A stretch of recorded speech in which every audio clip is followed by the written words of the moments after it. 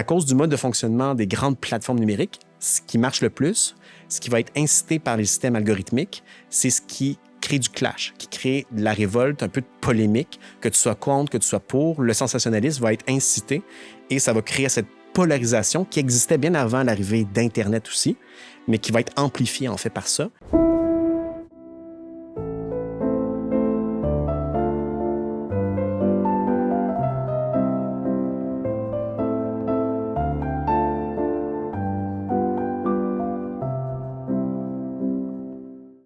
Bonjour à tous. Un mot pour remercier ceux qui nous soutiennent financièrement. C'est grâce à vous que le projet fonctionne, qu'on peut continuer d'aller de l'avant, d'approcher des gens et de se projeter à long terme dans ce projet-là. Si vous voulez nous soutenir justement, vous pouvez vous abonner de façon totalement gratuite au projet, mais vous pouvez aussi vous abonner sur Patreon, également sur YouTube. Il y a 2 options qui s'offrent à vous. Patreon, le lien est dans la description.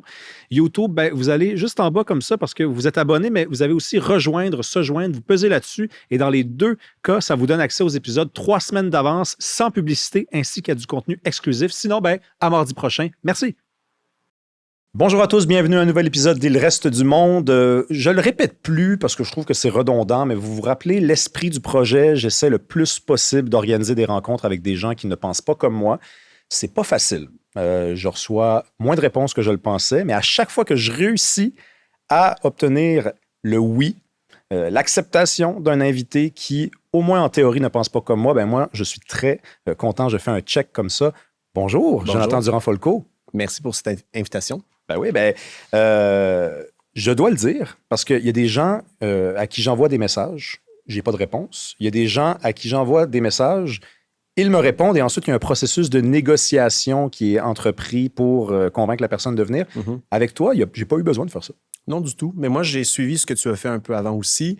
Je trouve que le ton, dans ces différents épisodes que tu mets de l'avant, la diversité des personnes que tu amènes aussi, ça me donnait confiance. Puis j'ai pas tant de conditions comme telles. Ça dépend si je vais discuter, débattre avec d'autres, voir qui va animer, comment ça va se passer comme tel. Mais moi, je trouve que c'est un beau projet que tu mets de l'avant. Puis il faut apprendre à discuter, même si on n'est pas tout à fait d'accord sur tout. Ben oui, absolument. Puis donc, merci de venir pour ce livre qui s'appelle « Fascisme tranquille, affronter la nouvelle vague autoritaire ». C'est chez Éco-Société. Comment ça t'est venu, l'idée de ce livre-là?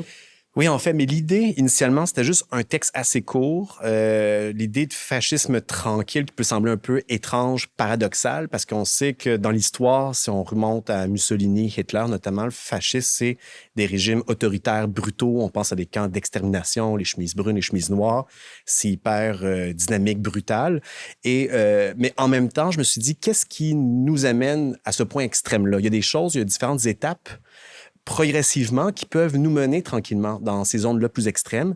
Puis j'ai commencé à écrire ce livre-là il y a 1 an. Donc, c'était à la fois durant la campagne électorale américaine, Donald Trump revenait au devant de la scène avec un discours encore plus extrême que le premier mandat. Puis là, je me suis dit, oh là là, il y a quelque chose qui se prépare, en fait. Puis au Québec, notamment, il y avait aussi notamment beaucoup de débats, de controverses polémiques autour de l'immigration, du chemin Roxham avant aussi, mais la question de la crise du logement. Puis je me dis, au Québec, on n'est pas immunisé entièrement. On n'est pas rendu comme les États-Unis. On n'est pas dans un État autoritaire, fasciste ou autre. Mais je me suis dit, avant qu'on se rende là, peut-être il faut voir quels sont les rouages au niveau psychologique, au niveau culturel, dans l'espace public médiatique, pour éviter qu'on se rende à un point extrême, comme on peut voir aux États-Unis ou dans d'autres pays où les gouvernements d'extrême droite sont en train de prendre le pouvoir. Bon, on va faire les choses dans l'ordre, évidemment, parce que ça s'appelle fascisme tranquille. On va venir éventuellement à l'idée de fascisme tranquille, mais fascisme d'abord. C'est quoi la définition pour toi du fascisme? Ouais. Le fascisme, il y a 2 façons de le définir. Il y a un consensus parmi les historiens, sociologues, politologues. Le fascisme historique, ça a été les régimes politiques mis en place durant les années 20, 30, 40, notamment dans des pays occidentaux. Mais il y a aussi des courants d'extrême droite fascistes dans différents pays. Il y en a eu au Québec, Adrien Arcan, par exemple, certaines figures, des mouvements plus marginaux aux États-Unis, en différents pays. Donc ça, on s'entend sur le fait que ça existait. Si on dit que ça n'a pas existé, alors là, je pense qu'on se trompe, on est en train un peu d'être en train d'halluciner. Ensuite, tout le débat vient, est-ce qu'il y a quelque chose qui ressemble à du fascisme à notre époque? Puis ce terme-là, est-ce qu'on peut l'utiliser pour décrire, par exemple, ce qu'on appelle communément des formes de populismes de droite radicale ou des populismes autoritaires, du national-populisme anti-migrant. Puis là, il y a il y a plusieurs appellations pour essayer de définir c'est quoi. Puis ça, il y a des débats parmi les historiens, les politologues sur comment définir cette nébuleuse-là, qui n'est pas la même. En fait, il ne faut pas dire que là, on a affaire à Hitler qui revient avec des camps de concentration. On n'est pas du tout là. Mais il y a quand même des discours de droite qui remettent en question certains principes de la démocratie libérale représentative, qui préconisent, une fois au pouvoir, la mise en place de régimes autoritaires de censure de la dissidence des médias, de la liberté d'expression, qui persécutent les profs d'université, qui persécutent les minorités. Et on peut voir ça, mettons, en Hongrie avec Viktor Orban, que lui-même se réclame d'une démocratie illibérale, c'est-à-dire les gens votent pour lui, mais c'est illibéral parce qu'il va s'attaquer de point fin aux institutions du libéralisme, puis il va censurer les médias, les définancer notamment, puis instaurer un régime semi-autoritaire qui est compatible avec des élections, mais on n'est plus tout à fait dans une démocratie. Donc, moi, en fait, j'ai plus de cette tendance-là en disant il y a des régimes à l'heure actuelle de droite nationaliste, anti-migrants, anti-minorités, qui prennent le pouvoir ou qui ont des sièges dans différents parlements. Et le terme le plus utilisé à l'heure actuelle, on parle de extrême droite. Mais extrême droite, encore là, il faut définir, je mets ça entre guillemets, parce que ça peut être utilisé comme une étiquette, comme une façon de faire taire son adversaire, comme une insulte, au même titre que, par exemple, des courants de droite et parfois d'extrême droite utilisent le terme woke pour un peu discréditer tout le monde qui est plus à gauche que ces groupes-là. Fait que moi, dans mon livre, au début, je dis qu'il faut faire des précautions, il ne faut pas utiliser le mot extrême droite, fasciste à tout vent avec les gens qu'on ne pense pas comme nous. Il faut faire la distinction entre des conservateurs avec qui on peut très bien débattre, discuter, puis les courants d'extrême droite, on est déjà dans une zone qui est différente. Puis là, il faut se positionner différemment peut-être pour avoir une discussion puis pour être capable de freiner la montée de ces groupes-là. Qu'est-ce que tu répondrais à ceux qui reprochent à ceux qui utilisent le mot fascisme de noyer un peu le concept dans la mesure où, tu viens de le dire, tu reconnais que ce que tu appelles le fascisme tranquille ou même des régimes autoritaires aujourd'hui, ce n'est pas Hitler, ce n'est pas Mussolini. Mais il y a des points communs, il y a des similitudes. Ouais. On pourrait te dire, ben alors utilisons un autre mot. Si ce n'est pas ça, pourquoi on l'appelle comme ça? Ouais. Mais en fait, les mots ont leur importance. Puis lorsqu'il y a des phénomènes extrêmes qui se présentent devant nous, c'est important, je pense, de bien cibler puis de nommer cette chose-là. Il y a notamment un historien que j'ai lu puis qui m'a beaucoup inspiré, notamment pour écrire l'ouvrage, qui s'appelle Robert Paxton, qui est un historien américain, spécialiste du régime de Vichy notamment. Puis il a écrit notamment Donald Trump, dans son premier mandat, il y a des gens qui l'accusaient d'être un fasciste, un gars d'extrême droite, et ainsi de suite. Il dit non, attention, il faut être prudent, il ne faut pas utiliser cette étiquette-là de façon exagérée. Mais lorsqu'il y a eu, par exemple, l'assaut contre le Capitole, il a écrit une tribune dans le New York Times en disant, dans ma propre définition, dans mes travaux de ce que c'est le fascisme notamment, Donald Trump vient de franchir une ligne rouge, il s'est radicalisé dans son approche, dans son discours, et ce n'est non seulement possible de nommer ça fasciste, c'est nécessaire de décrire ça comme une menace concrète contre la République des États-Unis, contre la démocratie américaine. Puis cet historien-là, qui était hyper prudent, il a dit à un moment donné, il faut qu'on nomme un chat. Et c'est pour ça que pour moi, Trump, depuis 2021, puis là, maintenant, depuis qu'il a pris le pouvoir aussi, on voit ce qu'il met en place, en fait, avec le budget de ICE, la persécution des assassinats de personnes outre-mer sans autorisation. Il définance des universités, il censure des mots dans la recherche scientifique, il envoie la garde de façon préventive dans des villes américaines alors que le taux de criminalité est en train de baisser. Là, on voit sous nos yeux un régime autoritaire accéléré à grande vitesse. Puis pour moi, on peut débattre. Est-ce que c'est fascisme, autoritaire, extrême droite nationaliste, populisme, MAGA, alliance avec la alt-right? Là, après ça, il y a plein de mots différents qu'on peut utiliser, mais on est dans une catégorie, on n'est plus juste dans le conservatisme tel qu'existait aux États-Unis. On a passé une ligne, puis là, il y a une nouvelle chose qui émerge. Puis là, il y a d'autres mots. On parle de technofascisme, j'en parle un peu dans mon livre. On va y venir au technofascisme. Mais il y a quelque chose qui joue là, qu'on n'est plus dans la bonne démocratie libérale avec le débat gauche-droite traditionnel. On est rendu ailleurs, en fait. Mais tu vois où je veux en venir, parce que je suis à la page 23 ici. Convient-il d'appeler tous ces dirigeants des fascistes? Cela dépend évidemment de la manière dont nous définissons cette notion controversée. C'est que j'ai l'impression que si on prend un mot qui est lourd de sens comme le fascisme, qu'on lui trouve une autre définition que celle qui décrivait le fascisme tel qu'on le connaît dans l'iconographie, quand on ferme les yeux puis qu'on pense au fascisme, il nous vient à tous les mêmes images à peu près.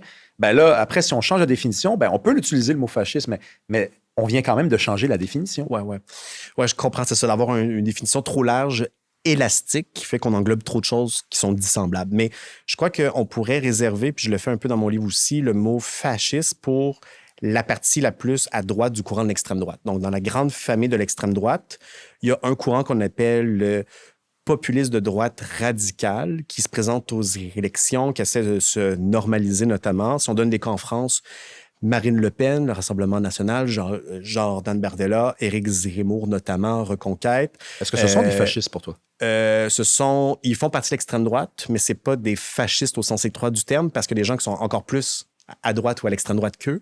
Et ces groupes-là, qu'on parle, mettons, la droite extrémiste, comme en anglais, on dit le far right. Puis après ça, il y a le populist radical right et il y a le extremist right. Donc, c'est difficile à dire parce que c'est comme extrême.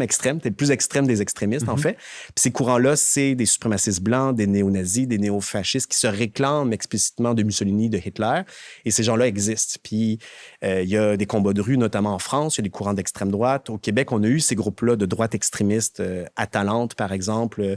Il y a différents courants, mais ils sont assez minoritaire. L'extrême droite, au sens de fascistes purs et durs au Québec, sont pas des milliers et des milliers, heureusement, mais pour moi, il ne faut pas qu'on normalise ce genre de discours-là pour qu'ils deviennent de plus en plus nombreux. Ils sont plutôt rares. Est-ce qu'il y en a des fascistes dans le monde? Je parle des hommes politiques là, ou des femmes politiques. Prenons pas des militants dans leur sous-sol ou même qui prennent la rue. Là. Puis d'ailleurs, c'est pas le même niveau d'importance, être dans son sous-sol ou être dans la rue. Mais attaquons-nous aux élus, là, aux gens qui sont au pouvoir, les personnalités politiques dans le monde. Oui, mais en fait, si on regarde du côté d'Israël, par exemple, Netanyahou est de droite radicale et il a fait alliance, en fait, son dernier gouvernement, alliance avec des partis extrémistes vraiment de l'extrême droite, ultra religieux, ultra sionistes qui veulent annexer tout Israël au complet, même avoir le grand Israël, essayer de conquérir les pays autour, Ben Gvir, ou ainsi de suite. Et ce qu'on nomme le génocide du peuple palestinien, c'est cette alliance-là entre la droite conservatrice et les courants d'extrême droite, suite aux attentats horribles du 7 octobre. Donc, je pense que le Hamas est vraiment pas des enfants de cœur. Ils ont fait des choses horribles puis répréhensibles du point de vue des droits humains, ou ainsi de suite. Mais la réponse qui a été amenée après par ces gouvernements-là, moi, sans hésiter, c'est des vrais fascistes qui utilisent la force. Et si on regarde les différents stades du fascisme comme tel, ce qu'on a vu à Gaza, on est au stade 5. Enfin, on est au stade d'une extermination d'un peuple, littéralement, sous les bombes, sous les drones, avec des chars d'assaut qui écrasent des gens vivants. Donc là, on en est au pouvoir à l'heure actuelle. Mais après ça, aux États-Unis... Mais attends, mais juste pour revenir sur... mais j'avais cru comprendre qu'un fasciste, il pouvait gagner des élections, mais ensuite, il n'y en avait plus d'élections.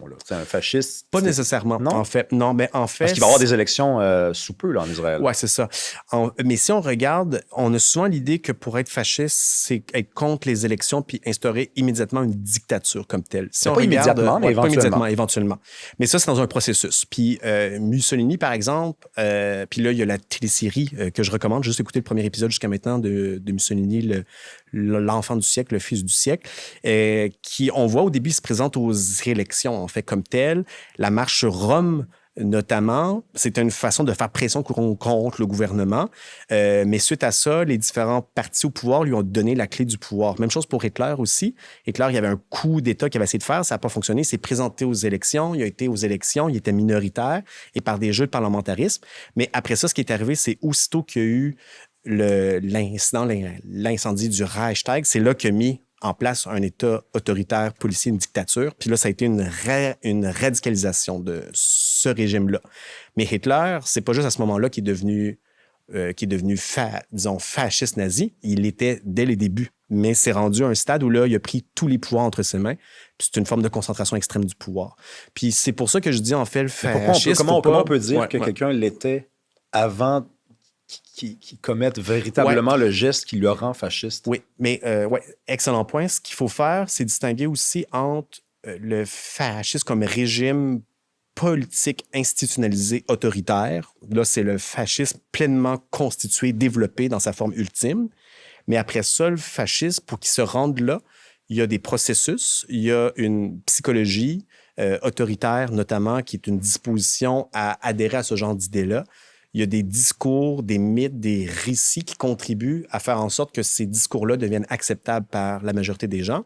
Et quand, par exemple, Hitler a écrit son livre très connu, Mein Kampf, que j'ai pas lu, mais bon, j'ai lu des petits extraits ou j'ai lu des commentaires sur ce livre-là, il y avait déjà, en fait, son projet, en fait. Il était déjà présent, son antisémitisme, son rejet de la gauche, sa volonté de restituer la grandeur perdue de l'Allemagne, son sentiment de vengeance face à l'humiliation qu'il avait connue suite à la Première Guerre mondiale, notamment. Donc, tous les ingrédients étaient là. Puis, son projet politique était dans sa tête. Il l'a diffusé. Il y a des gens qui adhéraient à ça. Puis ça, c'était du fascisme, on pourrait dire, sous sa forme plus embryonnaire. Puis là, après ça, quand il était capable de conquérir les masses, d'être capable de prendre le pouvoir, d'exercer son truc, là, c'est à la fin qu'on voit toute l'architecture de ce que c'est. Puis moi, je dis, en fait, il ne faut pas attendre d'être dans les camps d'extermination avant de dire, OK, là, c'est vrai qu'il y a eu du fascisme finalement. Ah oui, OK, il y a eu une extermination d'X nombre de millions de personnes. Comme les signes précurseurs sont là plus tôt, on est capable de les lire aussi. Ben c'est ça. C'est de ça dont parle le livre. Là. On va y venir à fascisme tranquille, mais je veux juste être sûr de bien comprendre. Donc, si Netanyahou finit par gagner les prochaines élections, il gouverne, il y a d'autres élections, pour toi, ça va demeurer un fasciste? Netanyahou, j'ai dit, en fait, lui-même comme tel, il est avec son parti politique, qui est plus dans la droite conservatrice radicale, mais c'est plutôt ces autres partis autour, Ben Gvir et autres, qui sont dans une extrême droite fasciste ou fascisante, en fait. Donc, c'est pas lui-même, mais c'est le gouvernement autour. Puis, historiquement, ce qui est arrivé, c'est que l'extrême droite a réussi à gouverner avec des alliances avec la droite conservatrice qui dit on va essayer de ménager, mais on va essayer de les modérer, mais on va faire alliance avec eux quand même. Puis cette idée-là qu'on voit notamment en France, l'idée d'une union des droites, donc entre les Républicains, le Rassemblement national, Reconquête, essayer de faire une alliance, comme il existe des alliances à gauche aussi entre le Parti socialiste ou des courants plus de extrême gauche aussi, essayer de faire des grandes alliances. Il y a les mêmes tentatives parfois de faire ça par la droite. Et historiquement, pendant une certaine période, après la Deuxième Guerre mondiale, il y avait quand même l'idée de faire ce qu'on a appelé un cordon sanitaire, c'est-à-dire il y a des gens qui peuvent faire partie de la discussion autour de la République, mais il y a des gens qui sont potentiellement une menace à l'intégrité de cette République-là. Fait qu'il faut garder une ligne rouge, en fait, pour pas faire alliance avec ce genre de gens-là. Et là, tranquillement, ce qu'on voit en France, cette ligne-là est en train de tomber tranquillement, mais elle existe encore toujours. En Allemagne, avec l'AfD notamment, l'Alternative for Deutschland, qui est un parti d'extrême droite. Mais là, il y a tentative, peut-être la droite conservatrice, on peut faire alliance avec eux dans certains gouvernements. Fait que là, ça commence un peu, mais on n'est pas encore rendu dans un stade extrême. Trump, est-ce que c'est un fasciste pour toi? Depuis les dernières années, il est rendu dans ce qu'on appelle le populisme autoritaire d'extrême droite, donc néo-fasciste, techno-fasciste dans son approche. En fait, si on regarde la définition de Umberto Eco, notamment, sur qu'est-ce que le fascisme, il y a 14 traits différents. Il dit on n'est pas obligé de cocher tous les traits pour deviner c'est quoi, mais Donald Trump, il coche à peu près tous les différents éléments qui sont liés à ça. Il y a aussi un psychologue, en fait, que je cite dans mon livre, qui s'appelle Bob Altermeyer, psychologue canadien qui a fait l'étude de la personnalité autoritaire, notamment. Puis il a écrit un livre en 2020, notamment, sur Donald Trump. Puis il dit, en fait, il y a tous les traits de la personnalité autoritaire, au même titre que ce qu'on faisait dans les années 30, 40, 50. On commençait à étudier, en fait, les rouages de la personnalité autoritaire, les gens qui adhéraient à ce genre de discours-là, extrémistes. Et là, on voit que Trump, en fait, tous les traits, tous les symptômes de cette personnalité hyper autoritaire, tyrannique. Et son projet social, le mouvement Make America Great Again, qui initialement n'était pas aussi extrême, c'est une forme de populisme conservateur, un peu contre la gauche, contre les courants libéraux, ainsi de suite, révolte contre les différentes élites, la diversité multiculturaliste était là. Mais là, on est rendu beaucoup plus loin avec l'idée de déportation d'immigrants, de mettre en prison les dissidents, de enlever des mots du langage. Quand on est rendu en train de censurer les États-Unis, les médias, que les humoristes peuvent perdre leur emploi ou des fois les retrouvent parce que les gens ont peur de déplaire à ce tyran-là. Là, je pense qu'on a vraiment... Trump, c'est presque évident. Il y a des gens qui ne seront pas d'accord avec moi, mais je pense que là, il y a tous les traits. En 2025, il y a 10 ans, j'aurais pas dit ça, en fait. Ouais. Eco, on vient de parler de Umberto Eco. Orwell surtout Orwell, figure qui est récupérée à droite comme à gauche. Là. Oui, aussi. Eco un peu moins à droite. Il était à gauche, Orwell, mais c'est vrai qu'il est lu tant par la gauche que par la droite. Puis les courants d'extrême droite aussi le lisent beaucoup. Puis sur la question du fascisme, ils ont dit à peu près la même chose au moins une fois. Ils ont dit la prochaine fois que ça va arriver, attendez-vous pas à voir arriver les tanks. Les tanks, exactement. Attendez-vous à ce que ça soit très discret. Le problème que j'ai avec cette vision-là du monde, c'est que ça crée un sentiment d'attente. C'est-à-dire que si on vous dit, regardez, j'ai connu c'est quoi le fascisme, la prochaine fois, là, parce que soyez vigilants parce que ça va être discret. Ben, à ce moment-là, on ouvre les yeux et on est tout le temps en train de le chercher. Ouais, sur nos gardes, un peu dans et la le problème, méfiance, c'est que peut-être à ce moment-là, que le fascisme est partout et qu'il est aussi nulle part. Nulle part à la fois, ouais. Ouais, c'est ça. Ben, je le dis un peu dans mon introduction, c'est un peu ma façon de l'amener. Le fascisme tranquille, puis c'est peut-être pas le bon terme, en fait. Peut-être qu'il faudrait avoir un autre terme plus précis pour décrire la chose. Dis pas ça de ton propre livre. J'ai mis ça sur le titre parce que je pense que ça interroge, ça met en question sur le fait, avant qu'on se rende à un État extrême, un régime autoritaire, totalitaire, avec des camps de concentration, des mitraillettes et tout ça. C'est quoi qui se met en place avant? Et en fait, c'est une certaine atmosphère, une genre de façon d'interagir, une façon dont les controverses sont amenées dans l'espace public médiatique, des thèmes qui sont amenés qui sont banalisés progressivement, des idées qui apparaissaient comme faisant consensus avant, qui ne le font plus du tout, puis qui apparaissent comme étant extrémistes. Ce glissement de sens-là, le sentiment de crainte qu'on a face à l'autre, puis là, ça peut être tant de certains courants par rapport aux immigrants, aux réfugiés, ainsi de suite, aussi d'une part de la gauche, mais j'en parle un peu aussi, une crainte de devoir débattre avec l'autre, aussi en général. Ce climat-là de méfiance, cette insécurité, le dégoût, la remontée de certains intégrismes, puis ça, on peut voir l'intégrisme tant dans des courants religieux, que ce soit chrétiens, musulmans, mais intégristes dans des courants athéistes, dans des franges de la gauche, mais des franges de l'extrême droite aussi. Puis là, en fait, dans ce climat-là, c'est quoi qui se passe? Puis là, une des hypothèses que j'amène dans le livre, notamment pour ce qui est du Québec, c'est que actuellement, on est quand même dans une ambiance culturelle davantage conservatrice. Puis certains discours conservateurs qu'il y avait il y a à peu près 10 ans, qui étaient assez marginaux, sont au devant de la scène. Puis même ce qu'on voit apparaître à l'heure actuelle, mais ce n'est pas un fait accompli, c'est comme dans une période d'entre-deux, il y a des influences qui arrivent de l'extérieur, des États-Unis, de la France, de d'autres pays à travers le monde. Et il y a un brouillage des cartes entre la gauche, la droite, le conservatisme, les courants d'extrême droite, une ambiance de confusion idéologique qui s'opère. Et dans cet espace-là, il y a des idées d'extrême droite qui commencent à circuler de plus en plus. Donc, c'est ça que je dis un peu, mais ça ne veut pas dire parce qu'on est là qu'on est dans un État fasciste puis que toutes les personnes qui citent tel auteur ou qui discutent avec telle personne très fréquentable, vous êtes des fascistes, et ainsi de suite. Mais il y a quand même cette ambiance-là culturelle qui fait qu'au Québec, en 2025, il y a eu comme une ambiance qui fait qu'on est beaucoup plus conservateur qu'on l'était il y a 10 ans, 20 ans, 30 ans, en fait. Et là, dans certains courants, dans ce conservatisme-là, il y a des choses qui vont encore plus dans un hyper-conservatisme, dans des idées d'extrême droite qui commencent à être normalisées de plus en plus. Mais le conservatisme, pour toi, est-ce que c'est mal ou... Non, pas mal. Mais moi, je suis en désaccord pour certaines idées du conservatisme. Puis là, il faut définir entre conservatisme culturel ou économique, notamment. Moi, je pense qu'on peut entièrement discuter, débattre. Puis il y a des éléments avec le conservatisme avec lesquels moi, je m'entends bien aussi. Puis je pense que c'est utile. Lesquels? L'idée d'un enracinement, dans le fond, qu'il ne faut pas faire sauter toutes les normes dans la société.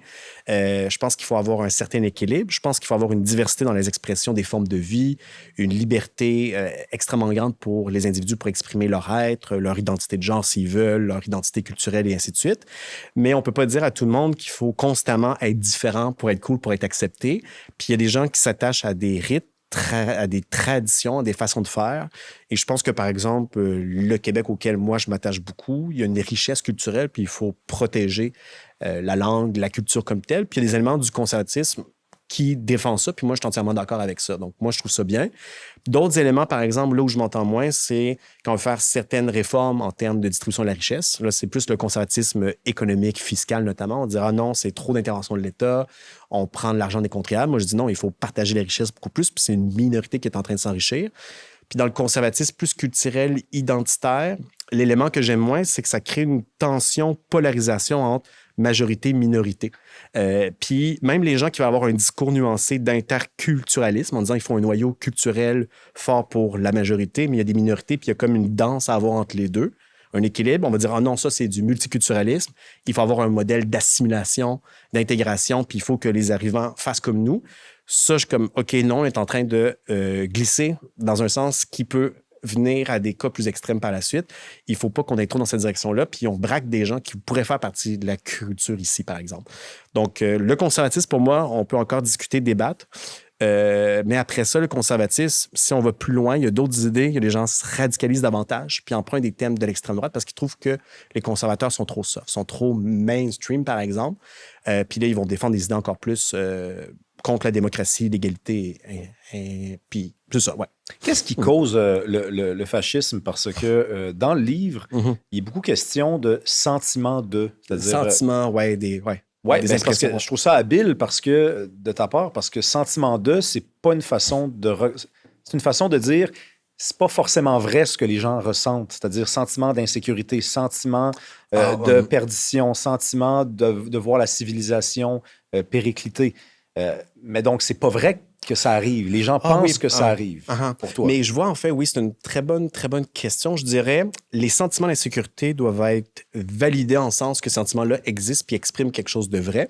Après ça, quand on va essayer de discuter des causes de ces sentiments puis des solutions pour être capable de régler la situation, c'est là qu'on peut discuter, débattre. Puis je pense que des bonnes ou des mauvaises analyses puis des réponses qu'on peut offrir.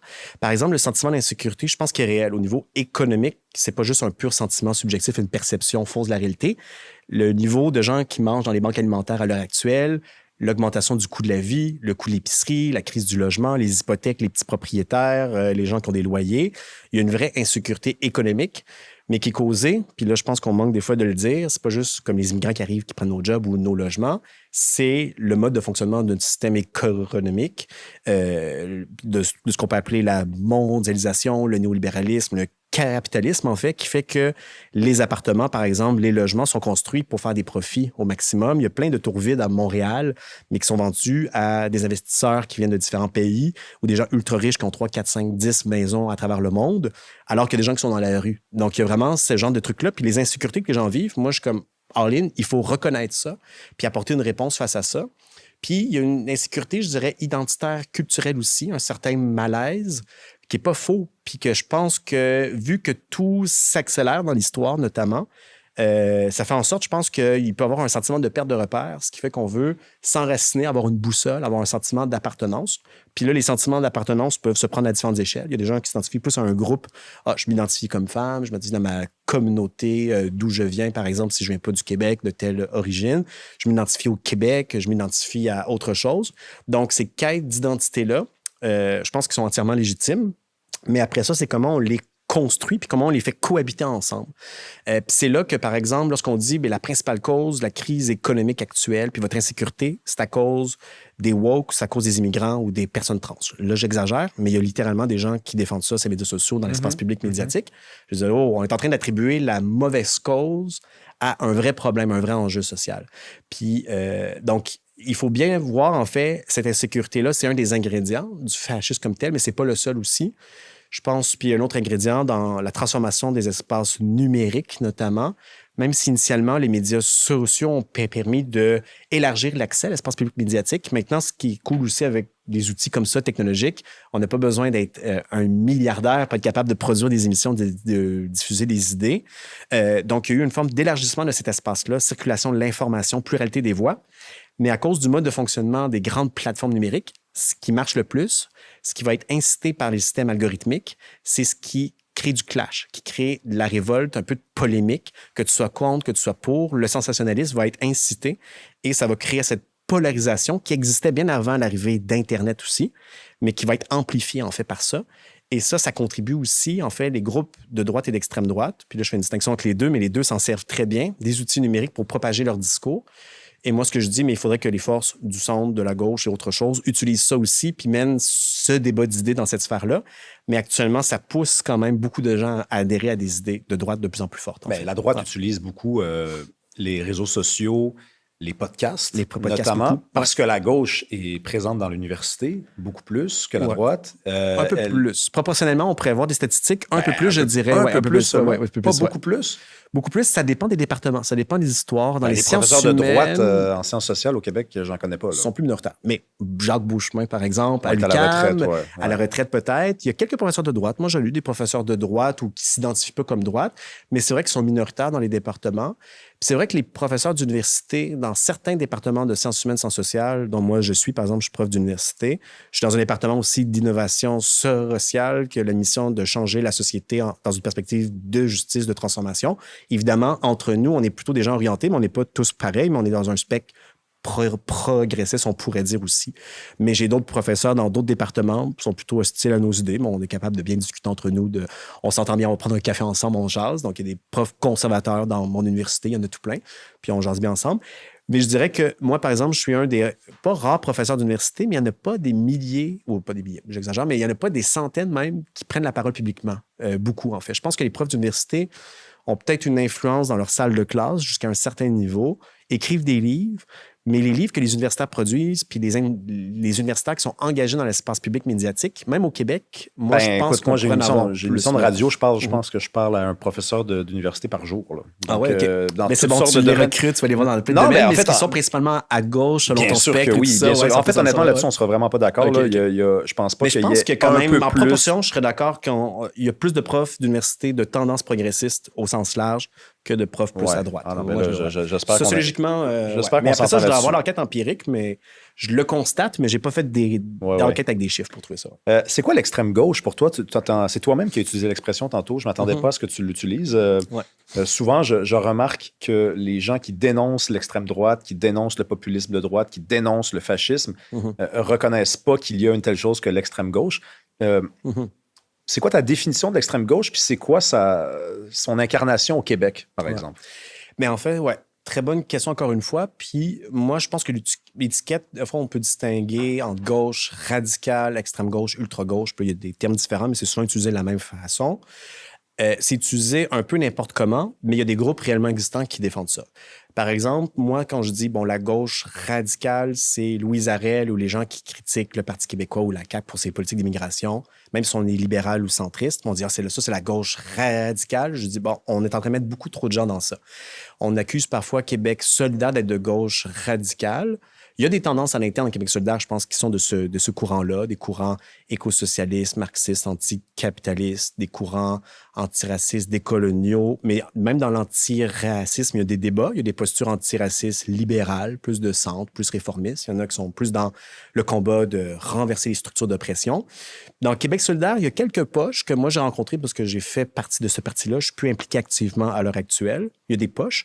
Mais si on est dans une vraie extrême gauche organisée au Québec, par exemple, le Parti communiste révolutionnaire, l'organisation révolutionnaire anarchiste, certains groupes d'affinités, notamment, qui se constituent dans différents événements. Avant, il y avait la CLAC, la Coalition des luttes anticapitalistes notamment, des groupes de solidarité sans frontières. Alors là, c'est plusieurs alliances de la gauche à des courants plus d'extrême gauche. Les antifas. Les antifas dans certains courants. Quoique l'antifa, pour moi, il y a une branche plus extrême gauche, puis il y a les antifas libéraux. Ça a l'air bizarre à dire, mais les antifas, comme moi, par exemple, dans mon livre, je dis... On peut un peu être monsieur, madame, tout le monde, s'opposer à l'autoritarisme, au fascisme. T'as pas besoin d'en mettre un masque, d'être dans la rue puis de combattre des fascistes de façon intense. Juste de s'opposer à ça par ses idées, par son mode de vie, on peut l'être. Mais les courants plus antifa qui vont faire des contre-manifestations puis qui ciblent les courants d'extrême droite puis qui font des actions directes, on peut peut-être les rentrer dans cette catégorie-là aussi. Les soulèvements du fleuve, un autre courant plus écologique qui sont inspirés des soulèvements de la Terre en France. D'autres courants plus de gauche radicale, je dirais, qui sont tous beaucoup plus à gauche, je dirais, que QS, par exemple. Québec solidaire, c'est essentiellement le pôle de gravité, c'est une gauche réformiste, social-démocrate, de transformation sociale. Dans ça, il y a des socialistes, mais le courant dominant qui a été là avec GND notamment, Gabriel Nadeau-Dubois, c'est une gauche pragmatique, réformiste, social-démocrate. C'est pas ça l'extrême gauche, en fait.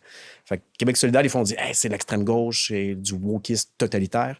En fait, il y a beaucoup plus à gauche que ça qui existe aussi. Puis ça existe au Québec, au même titre que des courants d'extrême droite aussi. Puis il y a des courants qui sont un peu entre les deux. Si on regarde, par exemple, Nouvelle Alliance, moi, je ne les considère pas comme des fachos, des fascistes décomplexés, mais ils ne sont pas juste dans le conservatisme. Ils sont un peu dans un brouillage des cartes. Puis on a vu dans leurs manifestations, notamment, des gens comme Alexandre Cormier-Denis, qui a été invité à cette émission-là, que lui, se définit comme ethno-nationaliste. Lui, dans un courant d'extrême droite, là, c'est clair. Mais après ça, Nouvelle Alliance se tiennent un peu à la bordure. Puis ils sont un peu mis de côté par les Oui Québec notamment, parce qu'ils disent, là, vous êtes en train d'essayer d'infiltrer le mouvement. Nous, on trace une ligne. Si vous êtes des conservateurs, OK, fine, mais là, si vous êtes dans ces courants-là, nous, on ne veut pas de vous dans nos marches manifestations parce que vous n'allez pas aider le mouvement comme tel. Donc ça, je pense qu'il existe ces courants-là d'un côté du spectre, puis de l'autre côté, il faut aussi reconnaître que l'extrême gauche existe aussi. Mais dans la rue, là, on prend, parce que tu as nommé beaucoup de groupes, autant à droite qu'à gauche. Là, je les nomme, peut-être que les gens vont faire des petites recherches après. Mais... Ben oui. Moi, je les connais, mais tu sais, ouais. pour toi, si on prend les groupes qui prennent la rue, qui manifestent, qui se font entendre dans la rue, je parle pas des partis politiques, je parle pas des élus.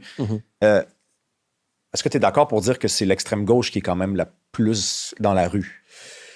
Mais les antifas qui brisent le centre-ville, qui s'en prennent à des journalistes. Mais en fait, c'est souvent... dans une grande marche, par exemple, il va y en avoir, ils vont être présents, pas dans toutes les manifestations. Si on a, par exemple, certaines manifestations comme annuelles, comme contre la brutalité policière, là, il y a une plus forte concentration des courants plus de gauche radicale dans la rue, on pourrait dire. Mais dans les marches pour l'environnement, le climat, des choses comme ça, parfois, il y a des groupes comme ça, parfois non. Puis ça rejoint un peu monsieur, madame, tout le monde. Ça rejoint des courants de gauche réformistes, des écologistes, environnementalistes, des Laure Varidel, par exemple, et ainsi de suite. Puis quand on a vu, par exemple, ce que pris la rue récemment, notamment face à la montée de l'autoritarisme puis de Trump, et ainsi de suite, il y a eu la marche, en fait, des mères au front, notamment le 8 mars dernier, où là, c'était à la fois revendiqué pour le droit des femmes, la justice environnementale climatique, contre les Elon Musk et les Trump de ce monde aussi, qui font reculer la cause environnementale. Puis là, on peut pas dire que Laure Varidel, c'est l'extrême gauche. Non, mais je parle pas d'eux, moi, je parle de ceux qui brisent le centre-ville. Oui, mais il y en a certains... C'est pas l'extrême droite qui brise le centre-ville. Par exemple, les Black Blocs puis tout. En termes de brutalité, l'extrême droite, on a eu moins de marches, en fait, de l'extrême droite qui prenait la rue dans l'histoire du Québec. Et récemment, il y a eu quand même dans certains sous-groupes, ainsi de suite. Mais dans leur mode d'action, leur truc, c'est pas de briser la propriété privée ou de cibler les banques, parce que leur ennemi principal, c'est pas les banques. Donc, c'est afficher des discours, le Québec aux Québécois, je dis ça un peu comme exemple, ou d'autres trucs comme ça, mais ils sont pas du genre à briser des vitres. Ouais, c'est ça. Non, mais c'est parce que, tu sais, quand on parle de violence, la violence du discours, c'est une chose, mais la violence physique, c'est quand même un truc qu'il faut pas non plus, il faut pas détourner son regard. Là. Ça existe, la violence de l'extrême gauche dans la rue. Mais en fait... puis dans le terme de la violence, il faut distinguer, pour moi, il y a une ligne très claire à mes yeux entre la violence contre la propriété, notamment, puis la violence contre des individus, la violence physique envers d'autres personnes, notamment. Moi, je suis quelqu'un qui prône la non-violence envers les êtres humains en général et tout ça. Moi, j'aime pas ça. Je veux pas me battre, je veux pas me confronter comme ça. Je suis plus par discuter au niveau des idées, notamment. Mais par exemple, des gens, par exemple... Fait qu'à la fin, on se bat pas, il y a un combat là, à la fin de l'épisode. J'espère que non, je me suis pas préparé pour ça, même si j'ai fait des cours d'art martiaux quand j'étais jeune. Mais donc, c'est ça. Mais ça existe dans certains courants, mais si on regarde la disproportion, par exemple, on a vu ça en France notamment, ou dans plusieurs manifestations, même en 2012, par exemple, la répression policière notamment, qu'est-ce qui est de l'ordre de la violence qui attaque la propriété, qu'est-ce qui est de l'ordre d'une violence qui est illégitime ou d'une autodéfense contre la répression des forces de l'ordre, donc cet élément-là qui est présent. Puis, il faut reconnaître qu'on a les courants d'extrême droite, mais là, plus extrême droite, droite alternative, les suprémacistes et ainsi de suite. Il y a des clubs de boxe, puis là, ça a été recensé notamment. Il y a plein de clubs de sport, de combat qui se mettent en place, un réseau international qui font l'entraînement, en fait, à différents endroits. Et il y a aussi de la force utilisée, de la violence des courants d'extrême droite aussi. Puis là, par contraste, par effet miroir, certains courants, plus dans le milieu antifa aussi, disent, nous, il faut qu'on fasse de l'autodéfense parce que, littéralement, dans les années 90, c'était plus... Ça existait au Québec notamment. Il y avait des chicanes, bagarres littéralement dans des bars, en fait, parce qu'il y avait des courants d'extrême droite, des néo-nazis qui étaient là. Puis il y a eu des prises de bec puis des combats des courants d'extrême gauche et d'extrême droite dans des bars notamment. Mais au Québec, c'est ça. Et c'est ça. Mais là, actuellement, c'est pas le cas où ça fait longtemps qu'on a vu ça. Et le cas de la violence d'extrême droite qu'on a vu dans l'histoire du Québec plutôt récente, c'est Alexandre Bissonnette avec l'attentat de Québec notamment, que ça, c'est un acte terroriste, de tuer des gens littéralement. Puis on n'a pas vu une attaque à la vie humaine ciblée par les armes des courants d'extrême gauche. Du moins, ça ne s'est pas passé. Dans l'histoire, notamment en France, les années de plomb, ou en Italie ou en Allemagne, il y avait des courants d'extrême gauche qui utilisaient la force à armer, les armes. Plus loin au Québec, on a eu le FLQ, par exemple, qui mettait des bombes, en fait, puis ont kidnappé le ministre Laporte et tout ça. Mais ça, c'était les courants d'extrême gauche à l'époque, en fait. FLQ ou de... indépendantisme, mais les courants révolutionnaires, en fait, qui voulaient prendre les armes parce qu'ils ne croyaient pas au système. Il n'y a effectivement pas de personnage d'extrême gauche qui est rentré dans un lieu public puis qui a flingué du monde comme Bissonnette, ça c'est sûr. Mais quand les policiers interviennent dans les manifestations de l'extrême gauche puis qu'ils épinglent du monde, ils trouvent chez ces personnes-là, sur eux, des haches, des tournevis, des canifs. Il y en a eu un petit peu, moi, quand j'étais en France, notamment, il y avait j'ai été là pour les études, 2014 notamment, puis il y avait des manifestations contre la montée de l'extrême droite. Puis il y avait des gens, mais ça, qui étaient habillés puis armés avec des trucs d'autodéfense, notamment, tout ça. Il y a cette présence-là, mais c'est généralement, ils vont... C'est une petite hache sur soi, c'est pas mais pour se une hache, défendre. moi, j'en ai... Il faudrait voir, en fait, mais ouais, c'est ça. C'est quand même... une hache, c'est quand même assez intense. Moi, je l'ai pas vu. Je veux pas commenter sur quelque chose que j'ai pas vu, tout ça. Mais il y a des courants comme ça, on pourrait dire, dans certaines franges qui prennent la rue et tout ça, qui se disent, OK, on est en mode vraiment de combat parce que pour XY raison. Moi, personnellement, c'est pas ma méthode pour me défendre comme tel. Si je vais dans une manifestation, je vais avoir des pancartes et tout, puis je vais pas aller dans ce combat de rue, littéralement. Ça m'intéresse pas du tout. Il y a un passage dans le livre, c'est quelqu'un qui me l'a envoyé. J'étais pas encore rendu là. Okay. Et là, j'ai avancé les pages pour aller le lire de mes propres yeux parce que j'en croyais pas mes yeux. Je vais te le lire, c'est 2 paragraphes. Okay. Je pense que tu sais où je m'en vais. Là. C'est à la page 142-143. On a souvent disserté sur le sentiment d'humiliation du peuple allemand au sortir de la Première Guerre mondiale et après la signature du traité de Versailles qui aurait alimenté le nazisme, ou du moins créé un terreau fertile d'insécurité propice à la manipulation des masses par des dirigeants autoritaires. Des figures comme Hitler auraient misé sur la fierté nationale comme manière de compenser le sentiment d'insécurité et d'humiliation afin de restaurer une grandeur perdue sur le plan symbolique. Et c'est là que ça devient, à mon avis, un peu problématique. Sans vouloir faire un rapprochement superficiel entre la situation du peuple allemand du siècle dernier et le peuple québécois du contexte post-référendaire, force est d'admettre que dans les 2 cas, des affects similaires circulaient au sein de ces collectivités. Sentiment d'échec, humiliation, peur, ressentiment, désorientation, précarité, volonté de protéger ou de retrouver son identité nationale. Ces facteurs affectifs ne doivent pas être négligés dans l'analyse globale de la société québécoise au 21e siècle. Ouais, un gros bout. Ouais, exactement. Donc, le parallèle que je trace entre les deux... Attends. Vas-y. Parce que là, c'est habile. Encore une fois. Parce qu'on dit, je le ferai pas un rapprochement, mais je le fais quand même. Oui, mais je fais un parallèle pour exprimer qu'il y a des effets, différents affects, des émotions, une tristesse notamment. Moi, à l'époque, après, j'étais enfant lorsqu'il y a eu le référendum de 1995. J'avais pas le droit de vote. Puis je me souviens en fait que mes 2 parents n'avaient pas voté pour la même chose. J'ai su quelques années plus tard parce qu'on parlait pas de politique chez nous. Puis que c'est ça. Mon père et ma mère avaient voté pour le oui, pour le non. Mais moi, je sentais cette émotion-là par la suite. Puis je pense qu'il y a un lendemain de veille, je pense, pour la société québécoise en général, qu'on était dans un camp ou dans l'autre, mais principalement le camp indépendantiste, souverainiste et autres. Puis je pense que c'est un sentiment de défaite, d'échec. Puis ça, le mouvement souverainiste, la littérature indépendantiste, nationaliste, souverainiste, on voit beaucoup de livres, en fait, qui ont été écrits dans les 10, 15, 20 dernières années sur un sentiment d'échec, d'impuissance, tentation suicidaire du Québec. On perd confiance en nous. Il y a une forme d'affaissement du sentiment national comme tel. Et ce sentiment-là, pour moi, encore une fois, c'est pas dire « Hey, vous êtes fou de vivre ce genre de choses-là » parce que, littéralement, la société québécoise a frappé un mur, un choc, puis son projet de société, son rêve s'est écroulé devant elle, en fait. Puis là, maintenant, c'est comment on traite ou on métabolise ou on gère, en fait, ce trauma-là, collectif, au sens fort du terme, et comment on le redirige par la suite. Puis là, je pense que dans le nationalisme québécois, il y a plusieurs façons de gérer ça, notamment.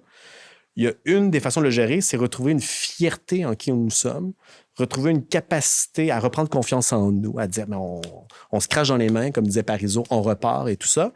Puis pas être dans la haine, puis dire OK, vous autres, vous êtes les coupables, vous autres, vous êtes une menace pour la nation, vous autres, vous êtes en train de faire ça, vous voulez détruire, On va dire on embarque les gens avec nous dans un projet, puis on va reconstruire à nouveau sur des nouvelles bases. Fait que ça, c'est une des façons. Une autre des façons possibles que moi, là, c'est là que ça m'amène vers la montée du nationalisme plus conservateur et certains courants d'extrême droite qui se servent de ce sentiment-là, c'est dire, en fait, vous avez échoué, puis c'est pas pour rien, c'est parce que il y a tel groupe, il y a telle personne et telle personne qui ont causé, puis je pense que Dans les faits, on peut voir le gouvernement fédéral, le rôle de l'argent. Il y a eu plein de trucs qui se sont passés, on pourrait revenir sur ça. Mais par la suite, on va dire, OK, maintenant, les réfugiés sont une attaque contre la nation. Les woke, les gauchistes, même les Québec solidaires qui se prétendent indépendantistes, c'est pas des vrais, ils veulent juste nous diluer. Il faut les attaquer directement. Il faut qu'on se regroupe entre un noyau culturel canadien-français, parce que c'est le seul noyau indépendantiste, puis les immigrants, on ne va jamais pouvoir les convaincre, puis on les met de côté. Qui dit ça? Qui dit ça? Mais en fait, Alexandre Cormier-Denis, notamment, un cas extrême, mais là, dans son c'est vrai cas, que lui, il dit ça. C'est vrai que lui, c'est son bloc à lui comme tel. Donc, il y a ça notamment. Mais c'est pas de lui dont tu parles à la page 142-143. Non, mais lui exprime ça de façon plus poussée, tout ça. Mais il y a quand même cette idée-là qu'il faut retrouver un nous québécois fort, mais le nous, c'est le noyau historique. Puis c'est le retour de l'idée de la survivance, notamment, qu'il faut protéger la survie de la nation québécoise à tout prix. Puis il faut qu'on mette en quelque sorte des barrières à différents endroits pour être capable de protéger ça parce que c'est menacé par la diversité culturelle, par la mondialisation. La francisation, moi, je pense qu'il y a quand même un vrai recul du français qui existe. Il faut mettre des choses comme ça. Mais après ça, comment on fait pour quand même pas vivre cette insécurité-là comme une peur de l'autre, mais donner de la francisation pour intégrer les gens qui arrivent, par exemple. Donc, il y a comme la façon de traiter, de métaboliser ce trauma-là qui va faire la différence entre un nationalisme progressiste, émancipateur, démocratique, qui va dire hey, on embarque tout le monde ensemble. Puis je pense que récemment, on le voit avec la montée du mouvement indépendantiste, notamment chez les jeunes. Il y a plusieurs tendances. Elles ne sont pas toutes de gauche, peut être de centre, ou au-delà du clivage gauche-droite. Kinji, notamment, il dit, par exemple, dans sa chanson Équipe, puis j'en écoutais un peu avant d'arriver ici, Québec sur le cœur, on s'en calisse d'où t'es né. C'est vraiment l'idée que n'importe qui joint la nation québécoise. Pierre Falardeau disait la même chose aussi, essentiellement. Un nous, en fait, que si tu veux être québécois, tu peux l'être, t'es avec nous. Même que tu sois anglais, tu parles franc-anglais, on s'en fout, on t'embarque, puis on fait un projet ensemble. Et il y a une autre tendance qui est de dire non, en fait, ces gens-là, c'est pas des vrais. C'est pas des vrais, puis on peut pas leur faire confiance pour les mettre de côté. Et même ces gens-là, il faut absolument mettre un mur, en fait, pour pas que ces gens-là viennent avec nous parce qu'ils vont nous diluer puis ils vont nous voir prendre notre place. Mais on s'entend que c'est un choix que tu fais là, d'accorder une importance à des gens qui en ont relativement, ou enfin de l'influence à des gens qui en ont relativement peu. Alexandre Cormier-Denis, il y a beaucoup de gens qui le suivent. C'est un cas, c'est ça. Oui, mais tu sais, Falardeau, c'est l'autre vision. Puis Falardeau, l'essentiel de son œuvre cinématographique, et l'essentiel des entrevues, des conférences qu'il a prononcées, c'est après le référendum de 95. Kinji 00 dont tu parles, c'est après 95. Le Québec post-référendaire, c'est une société qui accueille plus d'immigration qu'à peu près toutes les sociétés occidentales. Je me demande juste à quel point c'est fondé, ce lien-là que tu fais et ce danger-là que tu observes dans le discours. Moi, le Québec dans lequel je vis, je te cacherai pas que j'entends des fois des discours comme ceux que tu dénonces, mais j'entends surtout le reste. C'est-à-dire, j'entends surtout des discours d'ouverture, des discours d'inclusion. Mais moi, je pense que les deux sont présents. Mais je suis entièrement d'accord avec toi sur ça. Sur le fait qu'ils n'ont pas d'influence, deux choses. J'ai pas dit pas, j'ai dit peu. C'est ça. Moi, je pense... Mais là, c'est là que le diagnostic entre des gens qui croient que la gauche est actuellement au pouvoir, alors qu'à mes yeux, on n'est pas au pouvoir du tout, et que là, on est dans un gouvernement autoritaire et ainsi de suite. Moi, je trouve que les gens exagèrent parce qu'on n'est pas du tout là au Québec non plus. Mais en fait, si on regarde le gouvernement de François Legault, notamment, le nationalisme conservateur, qui est son idéologie principale, puis les gens qui étaient proches de lui, notamment Étienne-Alexandre Beauregard, que je suis en train de lire son livre, puis je vais pouvoir discuter avec lui notamment, écrit les discours de François Legault notamment, très proche de Mathieu Bocoté, sa façon de définir le nous, la façon de mettre de l'avant puis de dire que les woke, c'est les gens qui n'aiment pas le Québec, qui détestent le Québec, donc une création d'altérité. Eux autres, c'est des anti-Québec. Nous, on défend les vrais Québécois. Ce genre de discours-là, mais c'est les gens au pouvoir. Par exemple, puis là, il y a des ministres... on dit, par exemple, OK, que 80% des immigrants qui arrivent ne parlent pas français, ne s'intègrent pas nos valeurs, ils sont contre nous, ainsi de suite. OK, on est en train de dire ça. Puis là, il y a comme des discours comme ça qui créent une frontière entre les vrais Québécois puis les gens qui arrivent ou qui viennent d'arriver, en disant que 100% de la crise du logement est causée par les travailleurs étrangers temporaires. Ça, c'est une citation littérale de François Legault. 100%. C'est sûr que s'il y a plus d'immigrants, il peut y avoir une pression sur le nombre de logements disponibles, mais la crise du logement existait bien avant. Puis il y a des logements disponibles, mais qui coûtent extrêmement cher. Mais vers que 100%, mais ça, c'est les ministres, en fait, qui disent ça. Puis là, je ne suis pas dans la sphère médiatique. Et notamment, je sais que tu es dans Québec Radio, ainsi de suite. Le discours populiste, plutôt de droite, je ne dirais pas d'extrême droite, mais de droite, est très présent, puis il y a une grande influence, en fait. Le Journal de Montréal, notamment, tout l'écosystème québécois a quand même une grande influence au niveau des idées, de la circulation des idées, des opinions dans l'espace médiatique. Oui, mais attends. Puis là, on n'est pas dans l'extrême droite ou dans le fascisme, mais une forme de conservatisme qui crée notamment un sentiment d'un nous, puis qui s'oppose à la gauche ou qui met le dos sur plein de minorités. Puis c'est cette division-là qui est un terreau de conservatisme au Québec. Je pense aussi qu'il contribue à nourrir ça. Mais Journal de Montréal, il y a des gens à gauche qui écrivent dans ça, il y a des gens de centre, c'est une pluralité aussi. Mais c'est extrêmement influent aussi, d'après moi. Il faut reconnaître que l'influence est grande. Mais Jonathan, écoute, là, le pouvoir, là, c'est pas juste d'avoir des sièges à l'Assemblée nationale. Le pouvoir, c'est l'université et c'est la gauche qui est dans l'université. OK? Que tu l'observes ou pas. Attends. Oh, vas-y. C'est pas les nationalistes québécois qui sont au pouvoir à Ottawa, c'est pas les nationalistes québécois qui sont dominants dans l'université, c'est pas les nationalistes québécois qui sont dominants dans les médias, parce que si tu enlèves Québécois, qui, soit dit en passant, est le seul à donner la place à la gauche et à la droite dans ses pages, tu n'as pas de gens de droite à Radio-Canada ou presque. Tu en as très peu à la presse, tu en as très peu dans Le Devoir. Le Devoir, oui. Mais Le Devoir, c'est assez équilibré. Il y a quand même Christian Rio et Nicolas, puis quand même, la droite est présente. Christian Rio, puis c'est terminé pour la droite. Là. Je pense que depuis que Brian Miles est arrivé au Devoir, il y a une révolution qui a été enclenchée.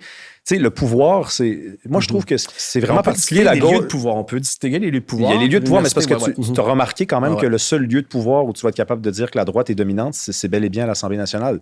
Mais l'Assemblée nationale, puis. C'est pas un lieu de pouvoir négligeable. En plus, honnêtement, qui font les lois, entre autres pour moi, je pense que c'est centre-droit, la CAQ. Là, si tu fais la somme de leur position identitaire, économique, ensuite sociale, c'est quand même eux autres qui mettent de l'avant l'aide médicale à mourir. C'est centre-droite. Moi, je serais d'accord avec ça, actuellement.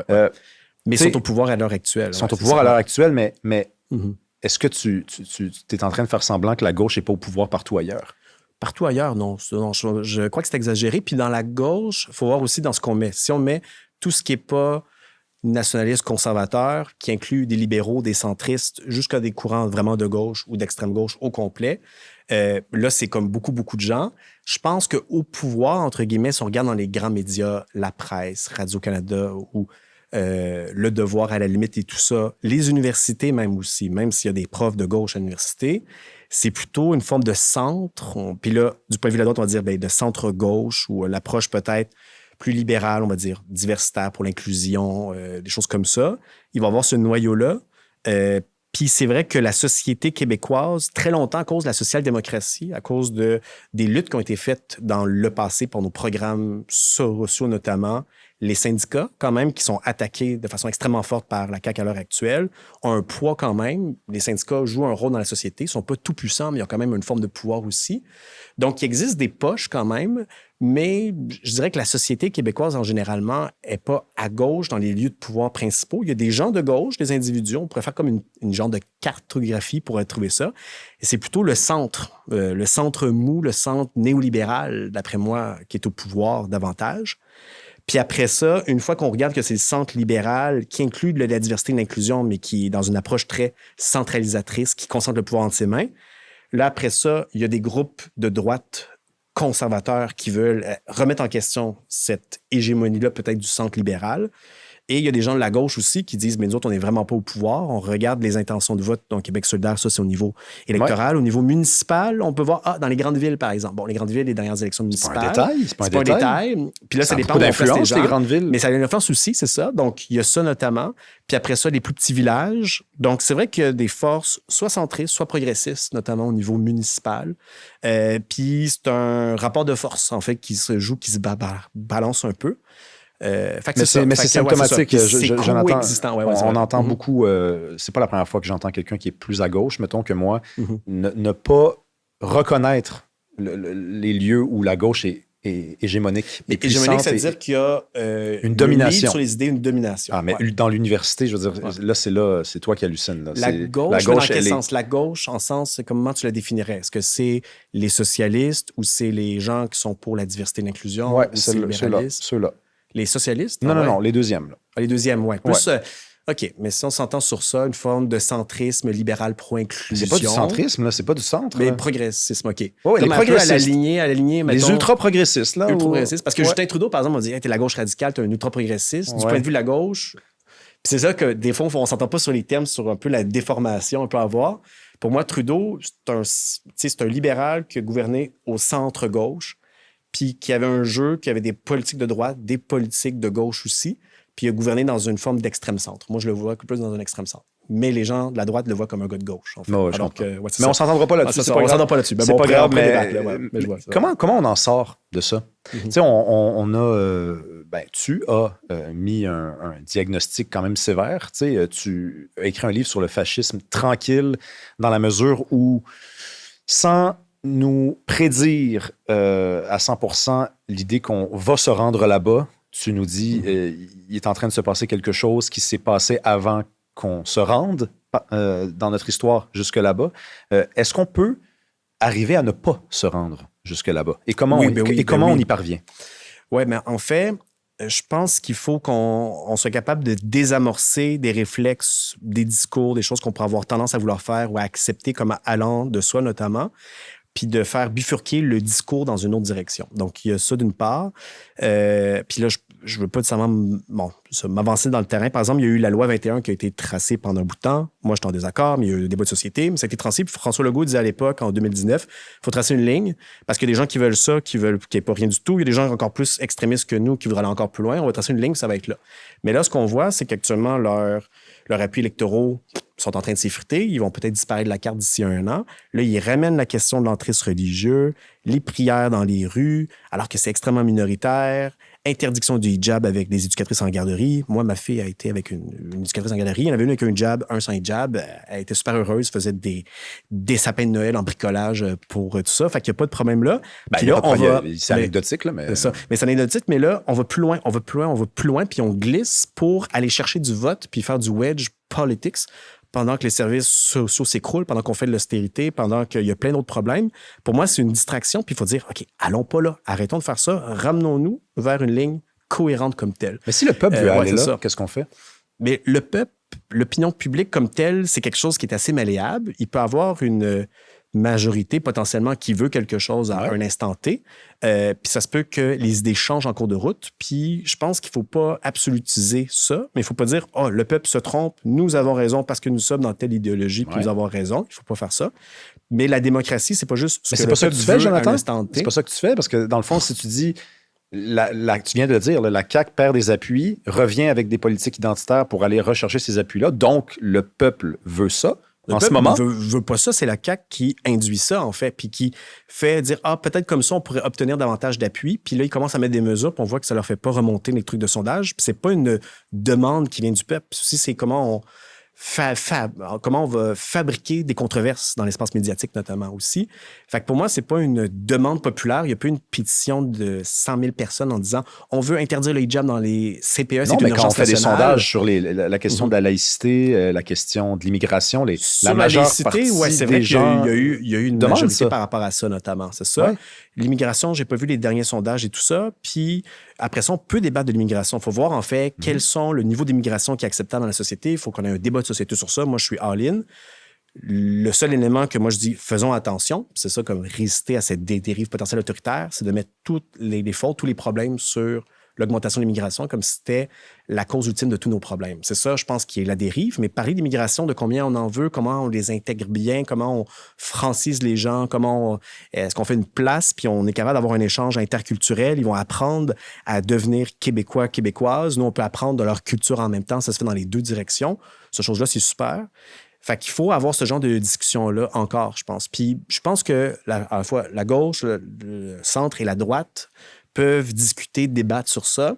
Et là, ça devient compliqué parce que l'espace médiatique politique tend à favoriser la polarisation et les courants plus d'un conservatisme décomplexé vont dire c'est la noyade démographique, c'est le grand remplacement, c'est la submersion migratoire. En fait, c'est une menace existentielle pour le peuple québécois. Il faut, entre guillemets, mettre des frontières beaucoup plus fortes, en fait. Il y en a trop, puis ces gens-là sont potentiellement dangereux pour la survie de la nation québécoise. Je me dis, on ne va pas là du tout, parce que là, ce qu'on fait, c'est qu'on se brise, en fait, de capacité à remodeler un modèle québécois qui a du sens, qui intègre les gens. Puis si on veut faire l'indépendance, il faut qu'on intègre, puis il faut qu'on soit capable de créer des alliances, en fait, avec des gens qui ne pensent pas comme nous.